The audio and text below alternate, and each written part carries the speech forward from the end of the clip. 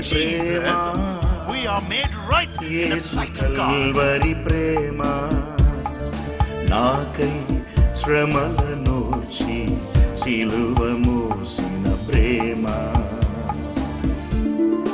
నాకై మరణమోచి తిరిగి లేచిన ప్రేమ, పాపిని నాదు చాపమోసెనే పాపమిరుగకే పాపమాయే జీవనదియే పారుతుంది నా యేసయ్య రుధిరం జీవనదియే పారుతుంది. From my God to thee, nearer to thee. Lord, I set myself in your presence. క్రీస్తు విశ్వాసికి ఎప్పుడు కూడా సెలవు లేదు. ఒక యేసయ్య సేవ చేసే బిడ్డకి ఎప్పుడు కూడా రిటైర్మెంట్ లేదు. మన కంఠంలో ప్రాణం ఉన్నంత వరకు మనం ఆయన కొరకు పరిగెడుతూనే ఉండాలి, నడవడము కాదు, పరిగెత్తాలి. అందుకే భక్తుడైన పౌలు అన్నారు, ఈ పందెంలోనంట మన ఓపికతో ఏం చేయాలండి? నడవాలా? నుంచోని అలా నిలబడి ఆ మాట వాడచ్చు, బెత్తర చూపులు చూస్తూ ఉండాలా? అలా లేజీగా నిలబడాలా? కాదు అంటున్నాడు. మనమంటే ఈ పందెములో ఎలాంటి ఒక పదం వాడుతున్నాడంటే ఓపిక. ఆ ఓపికతో మనమంట పరిగెడాలి. విశ్వాసీ జీవితానికి కావలసినది ఓపిక. భక్తులైనటువంటి పౌలు గారు గలతీ 5 అంతట్లో కూడా ఆత్మ ఫలము యొక్క గొప్ప గుణలక్షణాల్ని రాస్తూ ఆయన వాడుచున్న పదం ఒక హైలైటింగ్ వర్డ్ ఏదనగా, ఈవేళ అదే మనొక్క పితరులు దైవ భక్తులు మనకి ఏర్పాటు చేసి ఇచ్చినటువంటి అంశం, బీయింగ్ కాల్డ్ ఫర్ యూనిటీ. ఐక్యత కొరకు మనము పిలవబడి ఉన్నాం. ఐక్యత కావాలంటే మనకు ప్రేమ ఉండాలి, ఒకరి పట్ల ఒకరు ప్రేమ కలిగి ఉండాలి. ఈవేళ అసలు కీలక వాక్యం హెజికేల్ పుస్తకం 37వ అధ్యాయం 15 నుండి 23 వరకు గమనిస్తే, భక్తుని హృదయంలో దేవుడైనటువంటి మన యెహోవా పెట్టినటువంటి భారం ఆలోచిస్తే ఇదంతా మనం చదవనక్కర్లేదు, కానీ ప్రాముఖ్యమైనటువంటి కొన్ని మాటలు మీ మధ్యలో పెట్టాలి. ప్రభు అంటున్నాడు, we are called, the Lord says, they shall no longer be two nations, nor shall they ever be divided into two kingdoms again. ఇక్కడ మనం గమనించేది టుగెదర్నెస్, ఏకముగా బ్రతకడం, ఐక్య మనస్సు కలిగి బ్రతకడం, సమాధానాన్ని ధరించుకొని, సమాధానం అనే దట్టిని ధరించుకొని మనం బ్రతకడం. ప్రియమైనటువంటి క్రీస్తు బిడ్డలారా, ఇవ్వబడినటువంటి ఈ హెచ్చరికలో మన దేవుడైన యెహోవా కోపాగ్నిని తీసివేసి సమాధానపరచు ఆయన యొక్క ఆత్మను దించి తెస్తూ ఉన్నాడు. సమాధానపరచు దేవుని ఆత్మ. ఈ అధ్యాయం అంతట్లో గమనిస్తే ప్రభు చూపించే ఉదాహరణము 2 ఒకటగుచున్నవి. 2 differences are made one. Different nations are becoming one together. మనకు కావాల్సింది ఒక కుటుంబంలోనే 2 పార్టీలు ఉంటాయి, లేక 3-4 పార్టీలు ఉంటాయి. అమ్మ పార్టీ కావచ్చు, నాన్న పార్టీ కావచ్చు, మరి కుమార్తె పార్టీ కావచ్చు, లేకపోతే కుమారుని పార్టీ కావచ్చు. ఈవేళ ఎవరు ఎక్కువ ఎవరు తక్కువ కాదు. కుటుంబంలో బిడ్డలంటే వారు ఇరువురు 2 కళ్ళులాగా ఉండాలి. ప్రియుల తల్లిదండ్రులు ఇరువురు ఒకే విధంగా ఉండాలి. బిడ్డలకు కుటుంబంలో వృద్ధులను గౌరవించాలి, తల్లిదండ్రులను గౌరవించాలి, ప్రేమించాలి. భార్య భర్తలు ఒకరినొకరు ప్రేమించుకొని, క్షమించుకొని, ఉద్ధరించుకుంటూ, గౌరవించుకుంటూ, ఒకరికంటే ఒకరు క్రీస్తుని పోలి జీవించినట్లుగా బ్రతకాలి. ఈవేళ మనకు కావాల్సింది ఇదంతా ఒక ఎత్తంటే, సంఘానికి కావాల్సినది ఈ గుణలక్షణాలే అక్కడ ప్రవహిస్తాయి. ఒక స్థలంలో అన్నయ్య జో గారు ప్రసంగిస్తూ అన్నారు, సంఘం అనున్నది నీవు నేనే. You and I are the church.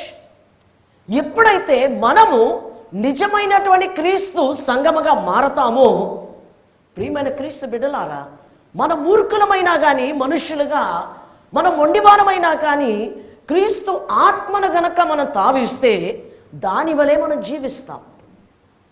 ఈవేళ దైవదాసుని ద్వారా ఇంత గొప్ప మాటలు ప్రభు పలుకుతూ, ప్రియమైన క్రీస్తు బిడ్డలారా, యోహాను 15కి వస్తే, ఏకముగా క్రీస్తులో జతపరచబడి అంటకట్టబడి ఉంటే మనము ఫలిస్తాం. ఆయనలో ఉంటేనే ఫలిస్తాం. ఆయనకి దూరంగా ఉండి మనం ఏమీ చేయలేం. అందుకే మనము నిత్యమైనటువంటి ఒక సహవాసాన్ని మనం కలిగి ఉండాలి. యేసుక్రీస్తు ప్రభువారు వాడుచున్న మాట చూడండి, 2వ వచనాన్ని చదువుకుందాం. నేను నిజమైన ద్రాక్షావల్లిని, నా తండ్రి వ్యవసాయకుడు, నాలో ఫలింపని ప్రతి తీగను ఆయన తీసి పారవేయును. ఫలించు ప్రతి తీగె గమనించండి, unwanted things have been removed. మన జీవితాల్లో కొన్ని అటాచ్మెంట్లు ఉంటాయి, అవి అన్వాంటెడ్ అటాచ్మెంట్స్ ని మనము కఠినంగా తీసివేయాలి. వ్యామోహాన్ని తీసివేయాలి, లోకాశను తీసివేయాలి. ప్రియమైన దేవుని బిడ్డలారా, నీలో ప్రభుకి ఇష్టము లేనివి ఇక్కడ చేరినటువంటి యవన బిడ్డగా, పెద్దలుగా, చిన్న బిడ్డలుగా ఎవరున్నా కానీ, లేక మీ కుటుంబస్తులకి కూడా, మీ ప్రజలకి, నీతో పాటు నీవు అలవాటు చేసుకోవాల్సిన లక్షణం ఏంటో తెలుసా? ఇష్టము లేనటువంటి అలవాట్లను మనము తీసివేయడము కాదు, మెత్తగా కఠినంగా తీసివేయాలి. ప్రియమైన క్రీస్తు బిడ్డలారా, ఈవేళ మనం గమనించాలి, అప్పుడే మనం ఉంటాం, లేకపోతే మన జీవితాలు నరకానికి పారవేయబడతాయి. యేసుక్రీస్తు ప్రభువారు అంటున్నారు, నాకు వేరుగా ఉండి నీవు ఏమీ చేయలేవు. ఎజెకియెలు మనం గమనించుకున్నాం ఎటువంటి ఐక్యతను గురించి మన దేవుడైన యెహోవా మాట్లాడారని. అంశముల గురించి భక్తుడు హోషియా రాస్తున్న ఒక మాటను తీసుకుందాం. హోషియా పుస్తకం 1వ అధ్యాయము 11వ వచనం.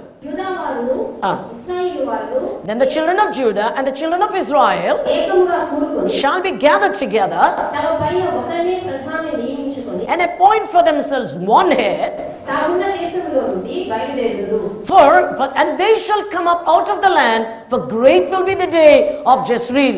ఈ స్థలములో చూస్తున్నాం, ఏకముగా ఒకే స్థలములో ప్రభువులో సన్నిధిలో చేరుకొని ఆయనను గణపరిచే కాలము ఆసన్నబోచున్నది.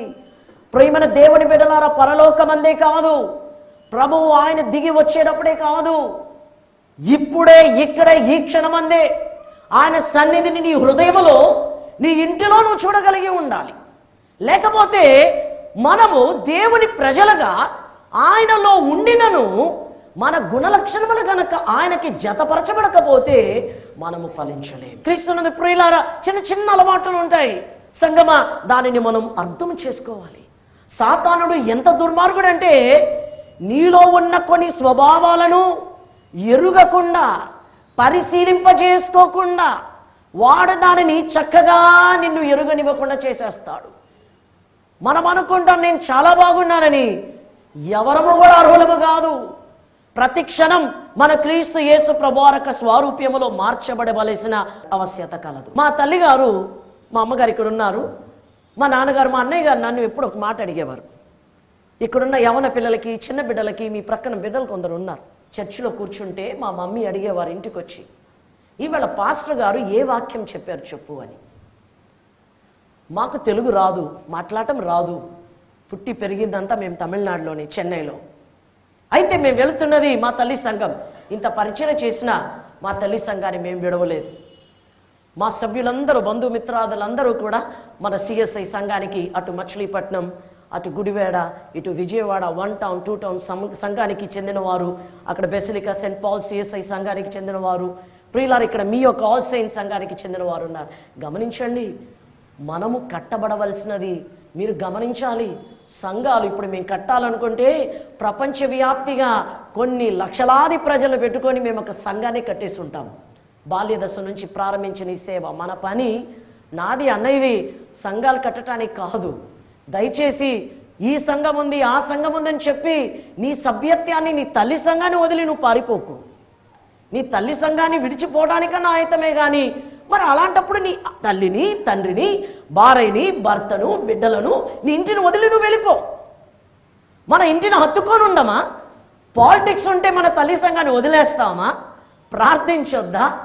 గొప్ప గొప్ప దాసులు, సేవకులు, ప్రవక్తలు కఠినమైనటువంటి కాలాల్లోనే ప్రభు వారిని పెట్టారు, విజ్ఞాపన పరులుగా పెట్టారు. ఏలియా ఉన్న కాలం, ఒక్కొక్క పేరెత్తి చూడండి.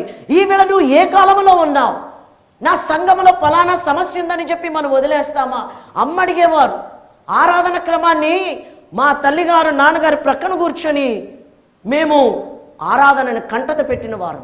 ఆంధ్ర క్రైస్తవ కీర్తన పుస్తకంలో ఉన్న పాటలు మేము చిన్ననాటిలో కంటద పెట్టాం. మాకు అర్థమయ్యేది కాదు, ఇప్పుడు అర్థమవుతుంది. ప్రభు నేర్పించాడు కాబట్టి మీ చక్కని మన సుందరమైన తెలుగు భాషలో మేము మాట్లాడుతున్నాం. ప్రభు నందు ప్రియులారా, ఈవేళ మీ బిడ్డలకి ఏం నేర్పించాలో తెలుసా? ఏం ప్రసంగించబడదో ఒక్క ముక్కన వారి మనసులో ఉండాలి. రెండవది, తల మీద ముసుగు వేయడం నేర్పించండి బిడ్డలకి. వాక్యాన్ని చదవడం నేర్పించండి. నీ బిడ్డలకు దైవ సన్నిధానానికి ఎలా రావాలో నేర్పించండి. దైవ భయాన్ని నేర్పించండి. మీకుంటే ఆటోమేటిక్గా వారికి వస్తుంది. వారు నేర్చుకోలేదా, దేవుడు చూసుకుంటాడు. ప్రార్థించడం మానలేము. మన కుటుంబాన్ని గురించిన భారమును మనం విడిచిపెట్టలేము. ఈ భక్తులు ఇలా రాస్తుంటే దేవుని సన్నిధానం, he says they shall come up out of the land and for great will be the day. Coming togetherness on the great day of manifestation will be the greatest peak point of blessing. Zechariah పుస్తకాన్ని తిప్పుదాం. జకరియా పుస్తకం 10వ అధ్యాయము 6వ వచనాన్ని చదువుకుందాం. I will strengthen the house of Judah. నేను యూదా వారిని బలశాలులుగా చేసేదను, యోసేపు సంతతి వారికి రక్షణ కలుగజేసి వారికి నివాస స్థలం ఇచ్చేదను. నేను వారి ఎడల జాలి పడుదును, నేను వారి దేవుడైన యెహోవాను. నేను వారి మనవి ఆలకింపగా నేను వారిని విడిచిపెట్టిన సంగతి వారు మరచిపోవుదురు. నేను వారిని విడిచిపెట్టిన సంగతి వారు మరచిపోవుదురు. I will bring them back. ఆ మాట చూసారా? I will save them. I will bring them back. Saving, bringing back. మరలా చూస్తున్నాం, I have mercy on them. వారి పట్ల ఆయన కనికరిస్తాడంట, కనికరం చూపిస్తాడు. దీనివల్ల ఏమవుతుంది? గాయాలు మర్చిపోతాం. ప్రభు ఒక్క కోపాగ్ని మన మీద నుంచి పోతుంది. ఇంటిలో ఎవరు శత్రువులైనా, ఎవరు మనకి విరోధులైనా, మన యేసు ప్రభు వారు మాత్రం మనకి విరోధం కాకూడదు. ప్రభు అంటున్నాడు, I will, they shall be as though I had not cast them aside, for I am the Lord their God. ఇంతకంటే మించి మనకేం కావాలి? మన పాపాలు గనక ఒప్పుకుంటే క్షమించడానికి అంత గొప్ప కర్తను మనం కలిగి ఉన్నామే. ఒకరినొకరు మనం క్షమించుకోలేమా? చదవాల్సినప్పుడు చదవాలి. 24 గంటలు గుడ్డులు మిటకరిస్తూ టీవీ చూస్తూ ఉంటే నీకు తెలివితేటలు వస్తాయా? ఈ కాలంలో ఎక్కువగా బిడ్డలు దేనికో వారు ఎడిక్ట్ అయిపోతూ ఉన్నారు. గమనించాలి. To what are you addicted? Are you able to walk worthy to the call of God? భక్తుని పౌలు గారి కోరిక అది. ఇప్పుడు మరలా చూద్దాం. కాబట్టి ఐక్యపరచు క్రీస్తు ఆత్మ, ఎఫెసీ 4 మనం చూసాం. విత్ ఆల్ లోలీనెస్, గుణగణాల గురించి మాట్లాడుతూ ఏకపరచు దేవుని ఆత్మ.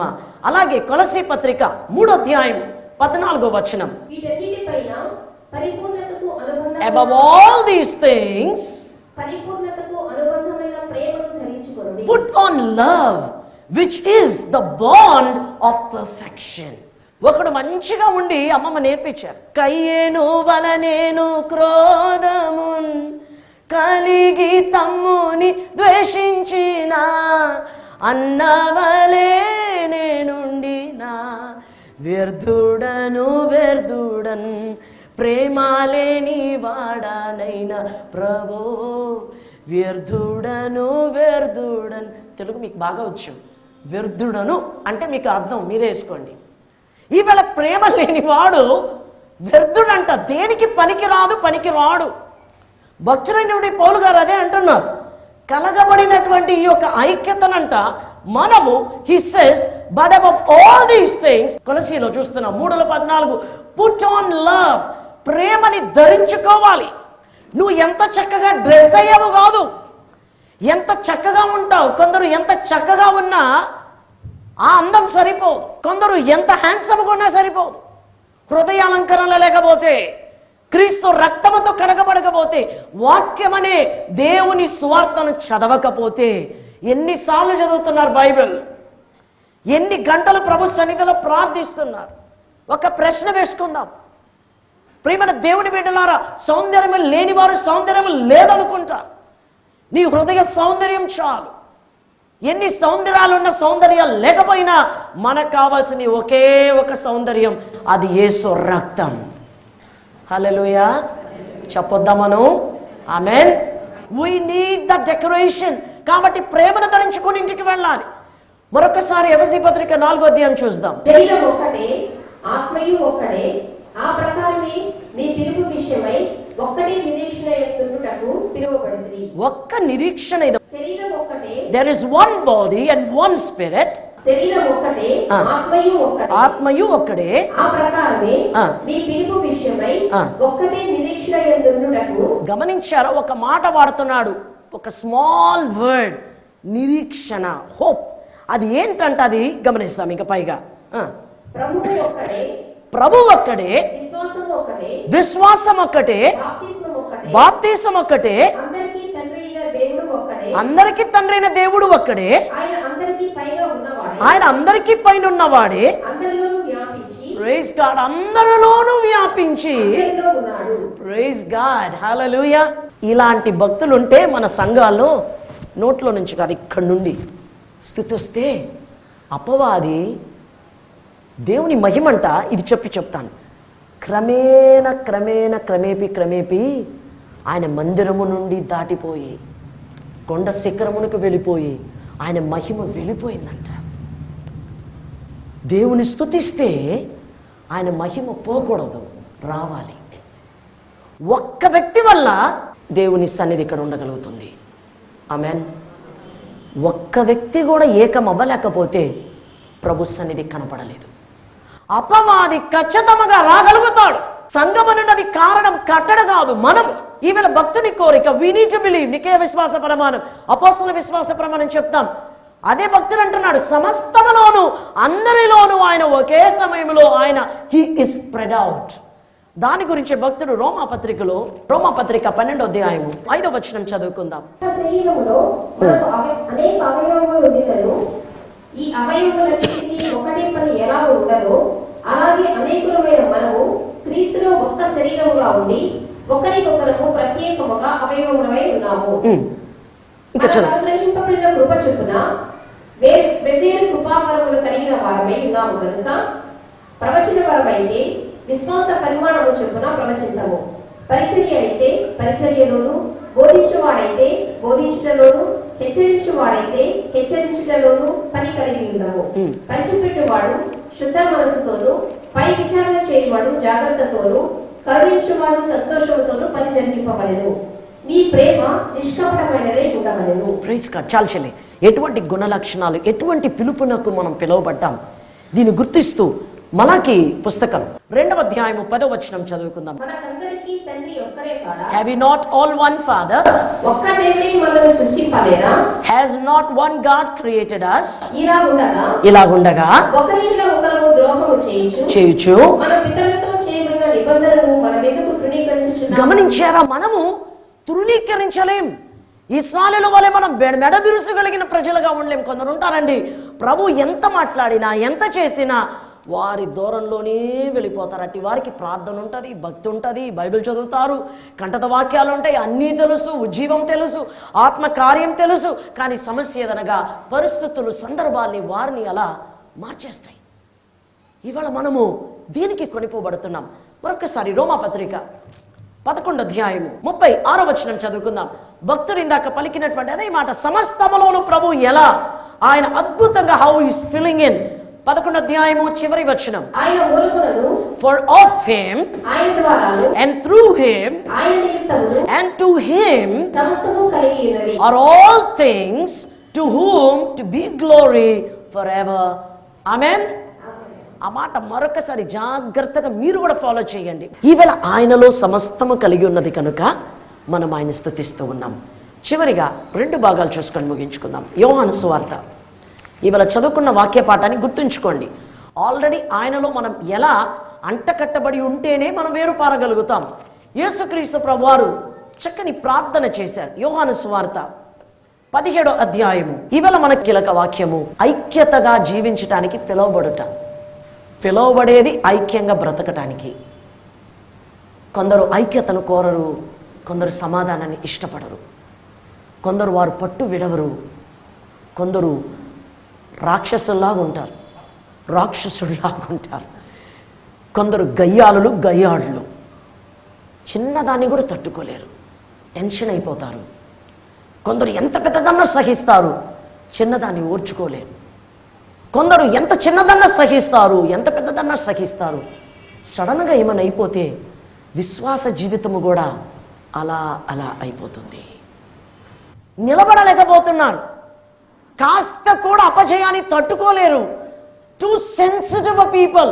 మనకు కావాల్సింది నా గురించి నేను సానుభూతి చూపించుకోవడం మానేయాలి. అయ్యో పాపమే నా బ్రతుకు అయ్యో అనుకుంటే మనం ఇతరులను ఎప్పుడు వెళ్ళి ఓదార్చగలుగుతాం? ఒక కష్టం వచ్చిందంటే ప్రభువుని హత్తుకో, దానిలో ప్రభు నీకు ఏదో మేలు చేస్తాడు. ఏదో ఘనత దాగి ఉంది, గతానే చూస్తూ ఐగుప్తులో ఉంటానంటే కానాన్ ఎలా వస్తుంది? ఈవేళ ప్రియమైనటువంటి క్రీస్తు బిడ్డలారా, ఈ 17వ అధ్యాయంలో యేసు ప్రభు వారు చేసిన మహా గొప్ప ప్రార్థనలో ప్రాముఖ్యమైనటువంటి ఒక ప్రార్థన 11వ వచనం చూసుకుందాం. 17వ అధ్యాయంలో మొదటిగా 11వ వచనం. Now I am no longer in the world but these are in the world and I come to you holy father through your name those whom you have given me, ఇప్పుడు that they may be one as we are. పరిశుద్ధుడైన తండ్రి, మనము ఏకమై ఉండులాగున వారును ఏకమై ఉండునట్లు చాలమ్మా. ఇక్కడ ఏ మాట చూస్తూ ఉన్నాము? To be one. ఇది ప్రభువారి ప్రార్థన. 20వ వచనం 21, 22 కూడా చూసుకుందాం.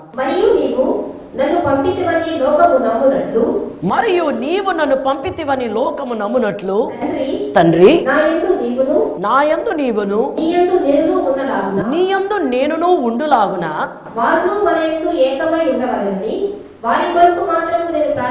ఇక్కడ గమనించండి, చాలా ట్విస్ట్ ఉంది ఈ మాటల్లో. In the beginning was the word and the word was with God and the word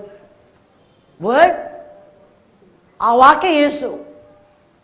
ఇవాళ ఆ వాక్కుని కనుక మనం జీవించలేకపోతే దాని ప్రయోజనం లేదు. ఆ వాక్కులో మనం జీవించాలి, ఆ వాక్కులో మనం ఐక్యత కలిగి ఉండాలి, ఆ వాక్కు ప్రకారం బ్రతకాలి. ఆయన వాక్కు ప్రకారం కొందరు తప్పులు పడతారు. తప్పులు పడతానికి కాదు మనం బైబిల్ చదవాలి. తప్పు పట్టేవాడు నాశనం అయిపోతాడు. బైబిల్ను మనం ఆత్మపూర్వకంగా చదవాలి, అర్థం కాకపోయినా చదవాలి. ప్రతి మానవ వర్గానికి జవాబు బైబిల్లోనే ఉంది. Everything is return in the Holi Bible. మనం జాగ్రత్తగా చదివితే పరిశుద్ధాత్మ వారు మనము నడవవలసిన త్రోవను ఆయన నేర్పిస్తాడు. యేసు ప్రభువారు అదే అంటున్నారు. 22వ వచనం మరొకసారి చదువు.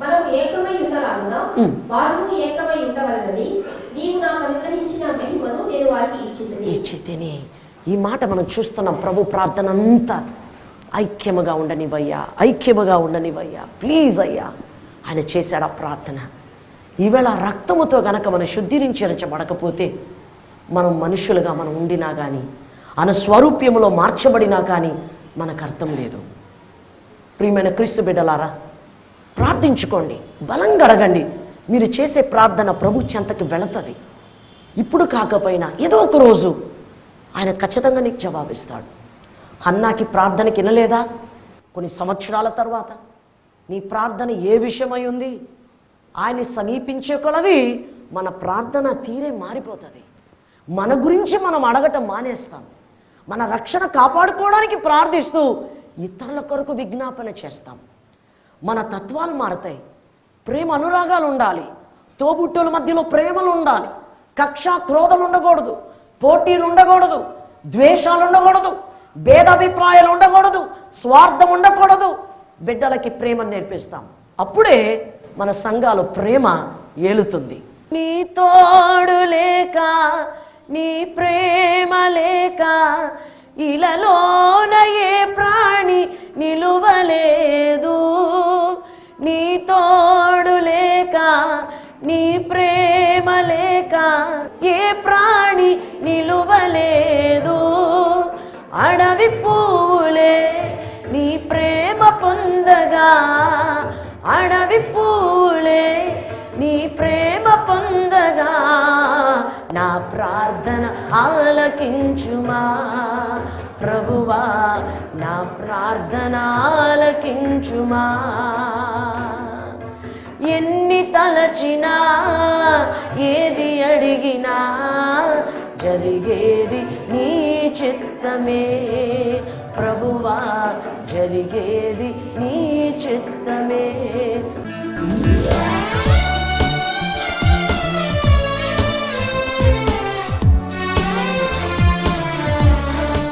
ఒకరినొకరు ఉద్ధరించుకొని, ప్రేమించుకొని, క్షమించుకొని మీ స్వారూప్యములో మార్చబడాలంటే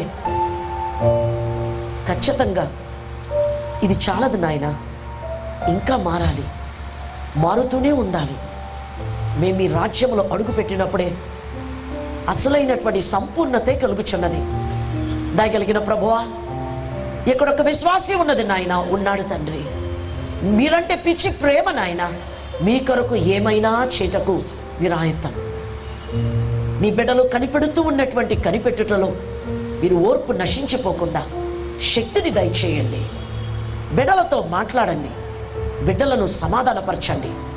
బిడ్డలకు కావలసినటువంటి సమాధానంలో మీరు బయలుపరచబోయే దివ్యమైనటువంటి ఆ పరలోక దర్శనాన్ని వీరికి చూపించండి. మీరు మీ వాక్యాన్ని చెప్పుచూ ఉన్నప్పుడు అనేక మంది నీ తట్టు చూడగలిగే భాగ్యం ఇవ్వండి. మా జీవించే బ్రతుకే ఒక సువార్తగా మారాలి నాయనా. ఈవేళ ప్రతి బిడ్డను ఆశీర్వదించండి. అనేక మంది జీవితాలకు వీరిని ఒక మాదిరిగా ఉంచండి ప్రభువా. ఈ కుటుంబాన్ని దీవించు నాయనా, ఈ కుటుంబాన్ని దీవించండి. ఆశ్చర్యకరమైన కార్యములు చేయు కర్త, యేసయ్య నామములో ప్రార్థిస్తామన్నా. మీ అగ్ని ప్రాకారములో ఈ ప్రాంగణాల్లో మా అందరినీ భద్రపరచండి. ఈ చుట్టూ ఉన్న దుకాణములు, ఈ చుట్టూ ఉన్న గృహములు, ఇక్కడ వెళ్ళి వస్తున్నటువంటి వాహనాలు, ప్రయాణికులు అందరినీ దీవించండి. ఈ మైకు శబ్దం ఎంత దూరం వెళుచున్నదో ఆలకించుచున్న బిడ్డల వరకు మీ ఆశీర్వాదాన్ని పంపించమని ప్రార్థిస్తూ ఉన్నాం. ఇక్కడ వచ్చిన ప్రతి బిడ్డ ఒక ఆశీర్వాదంగా తిరిగి వెళ్ళాలి. అట్టి భాగ్యము దయచేయండి. మా జీవించు రక్షకుడు యేసయ్య నామములో ప్రార్థించుచున్న మా పరమ తండ్రి, ఆమేన్. We need God's people to join hands with us for this endeavor. దేవుని బిడ్డలు మనందరము చేయి కలిపి ఈ కార్యక్రమం కోసం మనం ప్రార్థించాలి. So that we can take the heart of Jesus to many lives across the globe. ఈ భూమిపైన ఉన్న అనేక జీవితాలకు ప్రభు వర్తమానాన్ని ఇంకా మనం మోసుకొని వెళ్ళునట్లుగా మనము ఏక మనసుకులై ప్రభుని కోరాలి. కల్వరి ప్రేమ, యేసు కల్వరి ప్రేమ, కల్వరి ప్రేమ, యేసు కల్వరి ప్రేమ, నాకై శ్రమలనోర్చి సిలువ మోసిన ప్రేమ. కల్వరి ప్రేమ, యేసు కల్వరి ప్రేమ, కల్వరి ప్రేమ, యేసు కల్వరి ప్రేమ, నాకై శ్రమలనోర్చి సిలువ మోసిన ప్రేమ, నాకై మరణము